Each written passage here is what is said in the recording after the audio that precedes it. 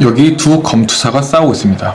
한 명은 연준이라 불리는 챔피언 검투사입니다. 도전자는 인플레이션이라고 하고 항상 막강한 넘버 2입니다. 둘은 정말 치열하게 아레나에서 경기를 하는데 연준은 한 손에는 고금리, 다른 한 손에는 강달러라고 하는 강력한 무기로 상대방 검투사인 인플레이션을 사정없이 공격하고 그 우위를 점하고 있었습니다. 인플레이션도 시장의 기대라는 카드와 CPI 등의 각종 물가지수라고 하는 무기를 가지고 연준의 공격에 응대를 하면서 점차 기회를 틈타 반격의 준비를 하고 있었습니다. 경기 도중에 연준이 강력한 필살기인 고금리 공격으로 인해서 인플레이션 검투사가 스텝이 꼬여 넘어지게 되었습니다.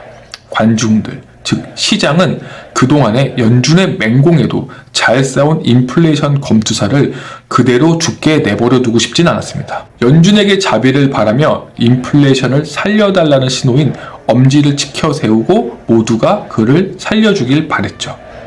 이미 연준 검투사는 관중들의 인기와 의견을 반영해서 여러 차례 인플레이션을 죽일 기회를 번번이 놓쳤습니다. 연준은 이번에도 역시 인플레이션을 살려주기로 했고 경기는 또다시 진행되게 됩니다. 반복된 경기로 인해서 연준의 공격 패턴을 파악한 인플레이션 검투사는 더 이상 연준의 무기인 고금리와 강달러가 그렇게 두렵지만은 않습니다. 상대방의 공격 패턴과 방어 계획도 이미 수립하게 된 것이죠. 자, 이제부터 경기 양상은 점점 연준이 인플레이션에게 휘둘리며 끌려가게 되어 있습니다. 연준의 패턴을 읽게 된 인플레이션 검투사는 이제 쉽게 이길 수 있는 상대가 아니게 된 것이죠. 그럼 이 경기 결과는 어떻게 될까요? 연준의 승리일까요? 아니면 인플레이션의 승리일까요?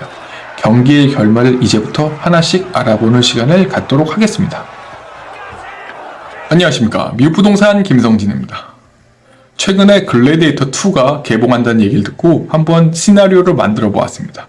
연준을 검투사로 한번 비교해서 영화의 한 장면처럼 그렇게 매칭이 되는 것 같아서 한번 만들어 보았습니다. 연준이 크게 잘못한 두 가지 정책이 있는데요. 하나는 오일 쇼크, 그 다음에 두 번이 일본의 부동산 정책입니다.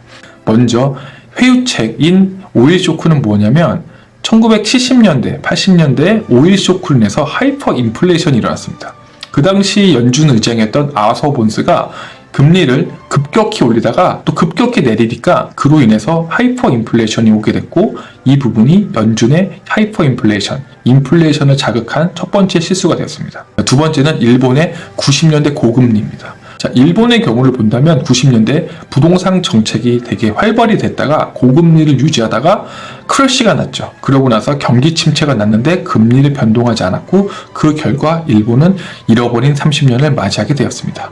둘 다 강경책이든 회유책이든 연준의 실패로 해서 인플레이션이 올라가게 된 케이스가 된 거죠. 둘 다 인플레이션 싸움에서 연준이 실패한 케이스입니다. 그러니 지금의 연준은 반면교사로 예전의 인플레이션들의 실패 정책을 그대로 봤기 때문에 이걸 금리 인하를 안 할 수도 없고 하자니 또 이게 곤란한 상황이 된 거죠. 그럼 연준은 어떻게 행동하게 될까요? 그러면은 합의점인 효과적인 정책을 찾게끔 됩니다. 다시 한번 공무원적인 마인드를 보게 된다면 현실과 거리가 있던 없던 간에 그게 중요한 게 아니라 효과적인 정책을 찾아서 발표하게 되는 거죠. 하지만 역사적으로 본다면 연준의 지난 100년간의 활보를 봤을 때 정말 정책이 효과적인 게 있었을까 하는 의무심도 듭니다.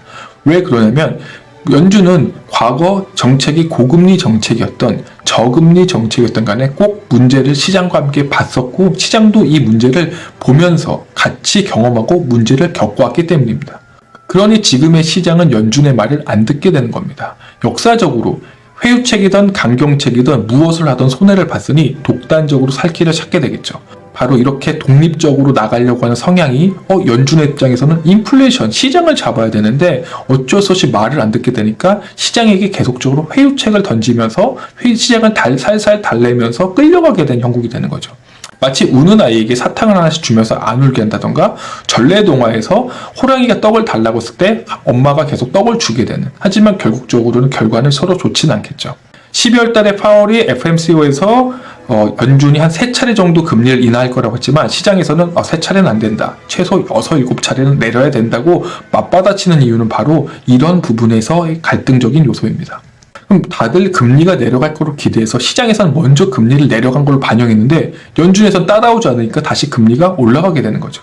지금 보면 1월 초에 금리가 살짝 내려갔다가 다시 오르게 된 것도, 모기지 금리도 1월 초에 6점 초반대 갔다가 다시 6점 후반대로 올라가게 된 것도 이런 이유에서라고 저는 보고 있습니다.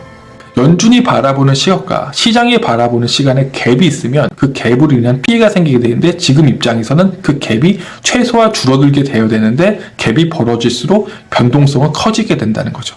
결국적으로 시장은 인플레이션을 잡기 위해서 강력한 정책을 하게 되면은 시장적인 금리가 여러 가지 문제가 되니까 시장을 달래기 위해서 경기의 둔화를 우려한 연준이 지금처럼 끌려다니게 되면서 시장이 바라는 대로 계속적으로 기준금리를 내리게 된다면 그 반대로 자산 가격이 그만큼 올라가게 됩니다. 결국 금리를 내려도 인플레이션은 찾아오게 되는 거죠. 자, 어떤가요? 지금의 금리를 낮추고 못 낮추고는 실업률하고도 연결이 됩니다.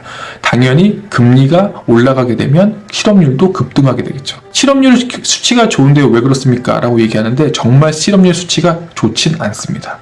우리가 바라보는 실업률은 단지 숫자적인 것만 나온 거지 그 이면적인 부분에는, 그러니까 temporary employee가 증가하는 것이지 정규직은 점점 줄어들고 있어요. 그 말은 뭐냐면 이동직들이 점점 좋아진다는 거지 전체적으로 산업적으로 안전화되는 건 아닙니다. 이 말은 크래시가 오기 전에 잠깐 주춤해서 올라가는, 그 주식으로 치면 데드캣 바운스라고 하는 약간의 그런 위험적인 요소가 저는 보인다고 말씀드리고 싶습니다. 그럼 연준의 다른 카드는 무엇일까요? 바로 QT가 있습니다. QT는 다른 말로 지급준비금입니다.